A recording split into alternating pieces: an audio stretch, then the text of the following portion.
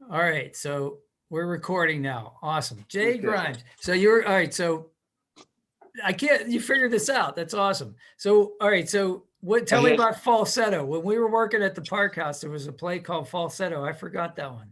at the public theater. There was a play called Falsetto, Who was in it? and Did we wait on anybody famous? we waited on lots of people famous. Well, I But I mean, don't think over none the of that. years, yeah. I don't know if that production had anyone like real. Well, the one guy, the lead from Falsetto, I did see in a scene in Sex and the City. Wow.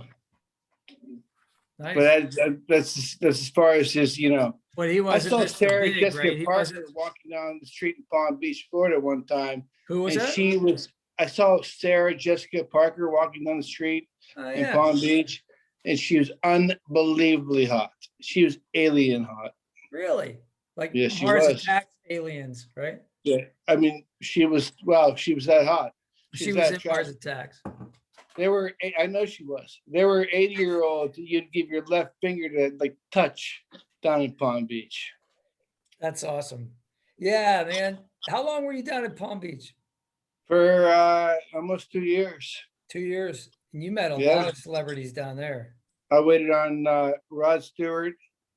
Regis, Philbin, and I were like really good buddies. I mean, just That's amazing. I can tell you. I met Ethel Kennedy in my apartment. There were so many people that I met and waited on and saw. And So could Regis have got you on Who Wants to Be a Millionaire? Because we would have kicked butt at that. Regis loved me so much that I could have been on live with Regis and Kelly. That would have been cool. And he's like, "Have you met this kid? Have you met this kid? Oh my God, Pittsburgh! Have you met this kid?" Yeah. I always wanted to be on Who Wants to Be a Millionaire. Me My too. sports lifeline would have been George, though, man. George would have been Call me. he would have been my baseball lifeline. But I Yeah. know you know a ton about sports too. I waste my life on him.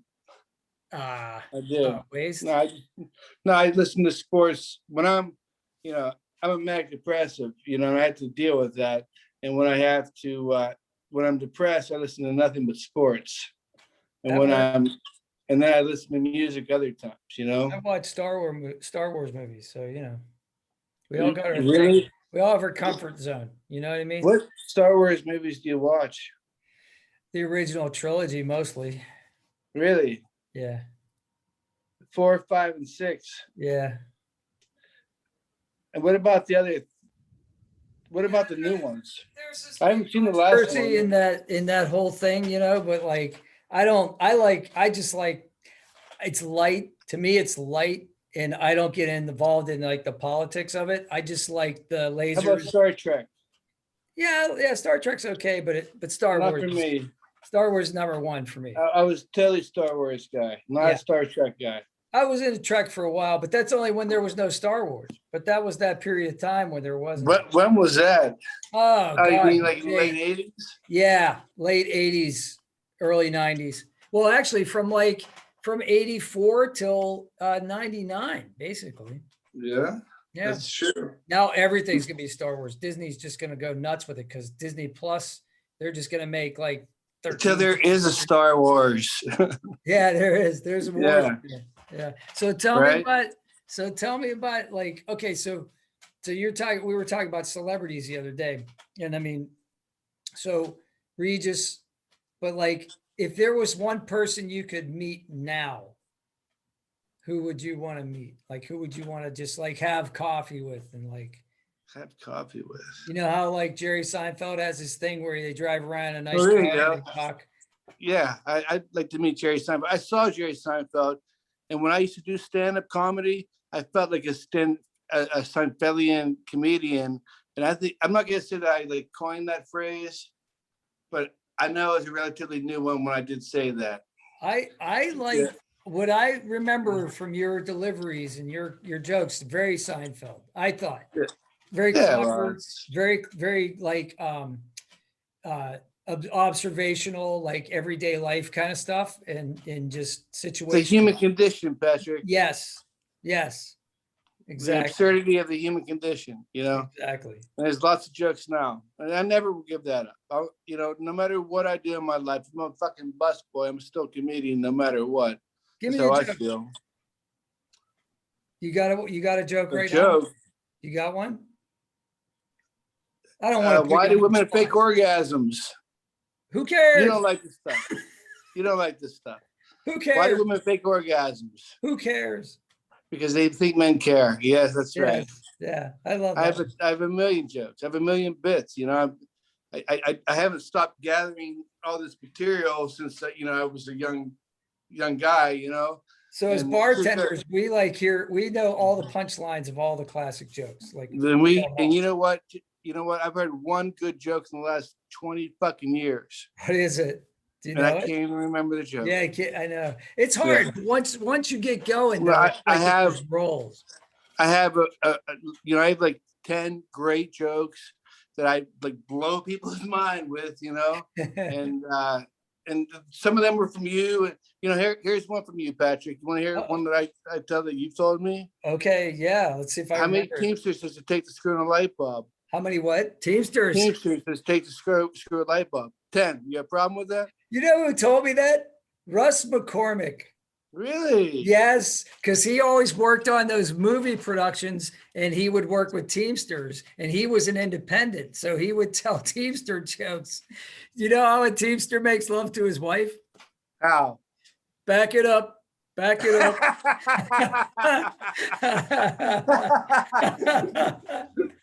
That's a good one. I love it. And that was another one he told me too. Yeah. Yeah. He was great. He always had a joke. Like he would come in, order his shot at Maker's Mark at his Rolling Rock, and he'd tell a joke. And like that was that's a great part. That's a great part. Great bar customer. Yeah. When I was 19, I was like, I was a sponge. I was just like getting all those jokes, and that's where I got a bunch of them from Russ. Yeah. So I will do another beer out of my refrigerator. You do whatever you do whatever you want. That's awesome. This is about this is my music room here. Beer is a lot. Hey, everybody's gonna see this, so don't show anything you don't want anybody to see, Well, they should. I don't have a dildo room. Well, that's good. Yeah. All right. Or any Did you ever see the bit where you remember the Man Show? Yeah. You ever see the bit where they were like cleaners? Like if you should die suddenly, they go in your apartment and they clean it so your parents don't find everything. Yeah, I think I'm aware of that. I always thought that was an hilarious skit. Yeah. Those I might guys, need them. Whatever happened to Adam Carolla, man? Jimmy Kimmel podcaster. And Adam Carolla went like, I don't know. You know what? I actually liked, what's his name? Jimmy, what? Jimmy Fallon, or not Jimmy. I said Jimmy Fallon. Jimmy, you know what I'm talking about. He's late night Jimmy Kimmel. I used to watch him when I was at the Park House. He was on the Win Ben Stein Money. He was like the host. He was the sidekick. Yeah. And he was like the guy. Well, he was the reader. Yeah. Yeah. And I actually really liked him. They wasted his talent there because he get like a couple one-liners, but it was all about Ben, Yeah. Well, Ben was a star, Ben was a star. And he was a smart guy too. He knew his trivia. No doubt. There are no dumb comedians in the world.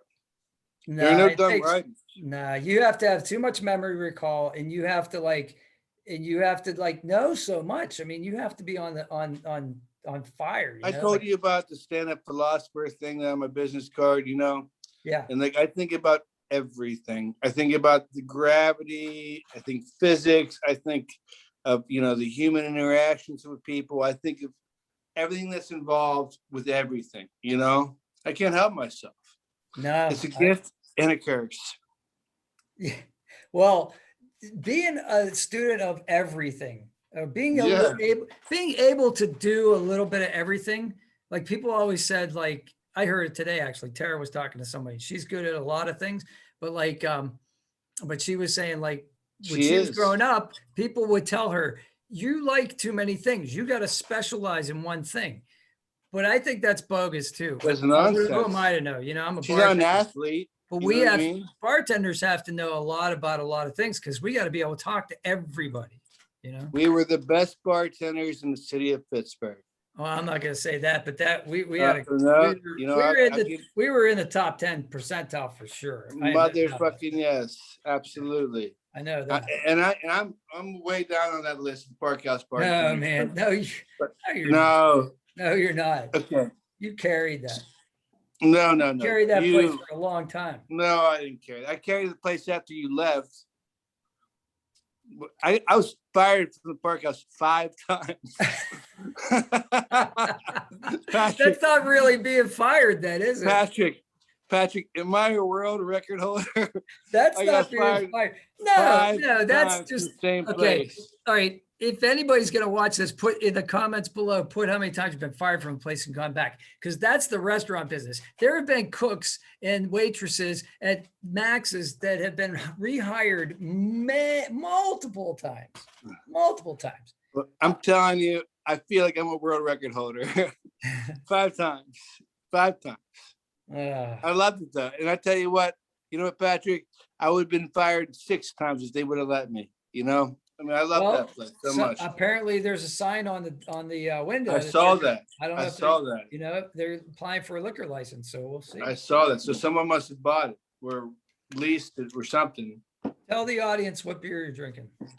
I'm drinking the champagne beer. There you go. All right, cool. Yeah. That's what you not the most expensive beer they have, but because that's what people need to know. Like what do bartenders keep in their fridge? They're not keeping like Cristal and they're not keeping like bartenders, man, they make it work. It's like chefs. The chef goes home from work and he makes himself a bologna and cheese sandwich, you just do what you do. There's no pretension. No, it's like a chef throwing a TV dinner in the microwave. Right, because he doesn't want to cook anymore. Yeah, but fuck no. He's not making Spanish coffees and rolling, rolling raw sugar and burning brandy and stuff like that. They were great, but man, if I'm busy, don't you motherfucking ask for one. They were great. If there were 2 bartenders, it was okay. But if you're ever in a bar where you're working by yourself and you have to make like 5 of those things, terrible. 4 is okay if you have the room. 4? Who the fuck orders 4? Well, you could have like 2 couples, and you could have for after dinner drinks, and then you can have like 2 set up here and get them started into 2 here, and you can keep them all going. But 5 is impossible. Pat, do you remember when we went to the Steelhead Grill? Yes. Okay, it was like me, you, for some reason, Tina Jobcar, and I forget who else. There was another girl there. We were like a foursome. Robin. No, Robin. I don't want to talk about Robin. Yeah, we don't want to talk about that. Okay, but they came back. This is the second time this happened to me too, and they came with after dinner drinks, and I took 1 sip of my after dinner drink after I had a full belly of food. Oh no. Oh no. And it was not because I had to take a 100-yard dash to fucking throw up my $200 meal. Yeah, and that's the thing. Like that was a long time ago. That was a good restaurant. That was one of those high-end restaurants where they actually fed you. Like you actually ate like good. Like, you know what I mean? Like, because I remember going to 11 when 11 opened, and like Tara and I went there for her birthday because, well, anyway, we had so little food and paid so much for it that we went to Wendy's drive-through afterwards. Like it was ridiculous because we were hungry. Like we went to this great restaurant, dropped all that money, and then just went and said, let's go get a burger. And went balls. We were superstars, Patrick. We'd go to every restaurant in the city and get well taken care of. Yeah, that's true. Yeah. That's true. We I'm out of that. I think I'm out of that loop now. I don't think me too. I'm way the fuck out of the loop. But yeah, because I just, I don't go out that much. So, and who does now? You not drink anymore? Nah, it's been a long time. Yeah. How long? 6.5 years, I think. So you're completely sober. Yeah, I can't. I got too much trouble. I just can't do it. So well, now they have Uber and all that kind of stuff. I made up for it though. When I was drinking, I used to like crash on your couch. You were my Otis. You were my Otis. You walked in. I think you might have had a key. He's talking about the Andy Griffith Show for those of you who can't like follow along. Are there people the cell door, get in and like take a nap on the cot? Yeah. Mm-hmm. Are there people following along here? Not right now, but this is going to be recorded, and then I'll put it online, and then you can tell everybody you want to if they want to watch it. So, yeah. So you want to tell the story about the last day you attended bar, or do you want to just talk Yeah, about well, yeah, if you don't you can mind. talk about whatever you want. So, I went to work at the park house in the Strip District, and it was no park house. It was a bunch of scumbag Strip District, like grocery workers that came in there. Gotcha. And well, it was near Aliotto's, right? Or Sun Series. Yeah, it was on 22nd Street. All right. It was on 21st Street, actually. This was before the Strip was like like condos and all this stuff. Like, I mean, it's a whole new neighborhood now. It's incredible. This was back when it was loading docks where people would go at like 6 in the morning. Grocery workers. There were still like bars there, right? Like Rollins and Deja Vu, but this is mostly like like Pennsylvania macaroni and Sinceres and these places. Woolies. Yeah, Woolies. Guys coming in smelling like bleach and ammonia. Yeah. Because that's what that place smells like. Yeah. That final day, I came in there and I know I think I was set up, and I knew that Matt had hired me to work there. Lee was out of the place by then. And it was a Saturday afternoon, and I was working by myself, and there were like 15. And by the way, they weren't like the park house. We served people drinks. At the park house in the Strip District, they were like alcoholics. Okay, so they wanted several drinks. You were busy. If you had 10 alcoholics in your bar, you were busy as hell. And I was busy as hell.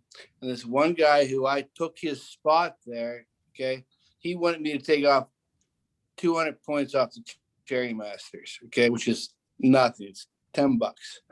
And so I had to go up above the cash register to grab this garage door opener to take the points off. And all of a sudden, boom, this plate of glass fell and shattered on my face. This 50-pound plate of glass shattered on my face. Why do these guys have glass shelves? I just never understood that. And I am absolutely in shock. I'm bleeding everywhere. My nose is hanging off my face. People are screaming at me. Those 10 alcoholics were so fucking in shock. And I'm like running around. I'm trying to clean up. I'm bleeding everywhere. My nose hanging off my face. I start pulling my nose off like this. And everyone's like, no! And yeah, don't pull on it. Yeah, and I did. And finally, this one guy was like, can I get a beer or what? And when he said, I was in shock. When he said, can I get a beer or what? Joking? No, he wanted a beer. Okay. I was, after everything that the guy had seen, I had said, I'm going to the emergency room. See you later, guys. And I got, stitches, and I have this big scar in my face, And that was the last day I was a bartender, Pat. And I love being a bartender. I mean, that's, and that's the thing. It takes something like that to make you make that. You ever hear anyone's story like that? You ever hear anyone's story? I never heard it. No, I never heard all those pieces. Your nose together like that. No, I haven't. Yeah, I can tell you some things that not even close to the severity of you getting injured, but like one time, this guy was bleeding out. I just got my braces off too. You had just got your braces off. So it was all about. I got my braces when I was 27. Yeah, and I lost my nose. Well, your nose looks fine now. So like, you can't see it, I don't think. Yeah. Can you see it? My eyebrow and my nose. I could see a little bit of a scar, but nah, you can. Maybe it's a big scar. Okay, gotcha. But that was it. So what do you tell? What do you tell the ladies when they see you and they ask about your scar? Do you tell them it's a dueling scar? Nice fight. Yeah, absolutely. Tell them it's a dueling scar. Sure. Yeah. Yeah. Well, I don't know if people notice. I don't tell this, I don't tell it very often, but it's a story of my life, Yeah. And I tell you what, I have all these stories, and I would like to probably at one point at one point put them in chronological order, you know? Yeah. Like, you know, that Susie Johnson story that I told you. Like a memoir. Yeah. Like, you know, like I was The born. biography. And then you go on and on and on. Yeah. Like Charles Dickens, you know, it's like. No, I mean, I have all these stories. No, you know? I mean, they're real though. Yeah. But like. They're you put them in 1,000% real. chronological order, but it's way more fun to like tell the stories as they come up naturally. That's why I like this. I like this format because, you know, I like to write, but writing is so formal and by yourself. Yeah, and there's too many stories, Jay. So like, how am I going to tell all of those stories? And I'm going to leave some out. I'm going to forget them. But if I end up talking to you, you like say, hey, remember that time that we went to the Steelhead Grill? And I haven't remembered that time for years. Years. Now I remember you running to the bathroom. I remember that. No, I was like burping at the table. You're like, dude, if you throw up, we're done. And I'm like, I'm not going to throw up. Yeah. And that was good food, man. That was some of the best food in Pittsburgh at the time. Yeah. Yeah. You ever hear about the story about me throwing up at Morton's with Mike and Leanne? No. No, but I heard the one about Ricky throwing up in Permani Brothers. He was really? Yeah, Mary Carter told that story. She's like, it was like The Exorcist. It was terrible. It was all over the table. Like there were 12 people at the table and he right in the middle of the table. And it was like, he is all Rumpelman. Well, then let me tell you this story then. So I'm with Mike and Leanne. It's Mike's birthday. And we were like bartenders and she was waitress. And we were being well taken care of there. And we had cocktails, we had appetizers, we had entrees, we had dessert. Where is this now? At Morton's Steakhouse. Morton's. Okay. Where Leanne works now, by the way. And the waitress came out with this little tray, and it had Bailey's, Grand Marnier, Remy Martin, and Frangelica, or something like that. Yeah. And I said, let me have a shot of the Remy Martin. I never had Remy Martin in my life. Yeah. I took one sip up. Yeah. Like one sip, okay? All right. And I just had a $200 meal. This is at Morton's. And so all of a sudden I feel like I'm gonna throw up. And I put this napkin up against my face, and I just threw up a little bit in the napkin. And Mike and Leanne are like looking at me like this. Yeah, like how bad is this gonna get? You were like, excuse me. All of a sudden, it is coming. At this point, it's coming. I'm about to throw up, okay? And it's coming, and I threw up like this into my napkin, and it ricocheted off the napkin and went flying like 10 feet that way, like that. Yeah. It's like a body pipe. No one was in that dining room. But Mike and Leanne will never forget it. Oh, bet. As long as they live, you know, we tell their kids the story. It's so much fun. That's amazing. So Leanne works there now. What's that? Leanne works there now. Yeah, she does work there. That's awesome. Awesome. So I play the guitar, and Yeah, you were saying you just had like a breakthrough, like you broke through. I did have a breakthrough. Yeah. Listen, I've had a guitar since I was 8 years old, and it's taken me this long, and I had no proclivity for it. I remember that Gibson you used to have. I have a picture of it. In fact, I have a picture of it right here. Whatever happened to that? You mean this Gibson? Yeah, I remember that, babe. Yeah. I have 3 good guitars now, but this isn't one of them.